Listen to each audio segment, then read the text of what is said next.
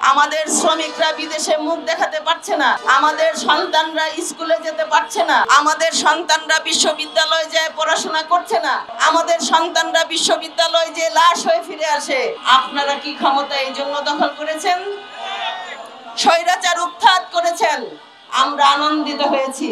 কিন্তু স্বৈরাচার উৎখাত করে আপনারা যা করেছেন তা বিগত 50 বছরে এই ধরনের দুর্দর্শ ডাকাতি, খুন, রাহাজানি প্রকাশ্যে হয় নাই। আমরা গত 50 বছরে হত্যা দেখেছি, ধর্ষণ দেখেছি, এটা নতুন কিছু নয়।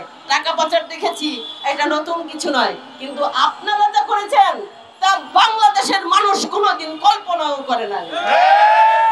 আগামীতে মনে রাখবেন, এদেশে আর কোন রাষ্ট্রের জন্ম নিবে না, কারণ মানুষ আপনাদের আর বিশ্বাস করবে না।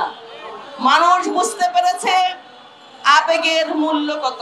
সেটা খারাপ হলে কি হয়, সেটা ভালো হলে কি হয়।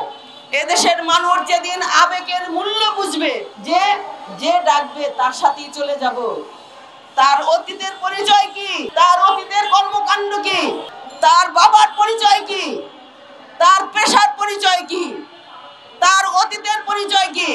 আমি সেহলি পারভিন এখানে দাঁড়িয়ে এসেছি, বাংলাদেশের আপামর জনসাধারণ আমাকে 20 বছর ধরে চিনে।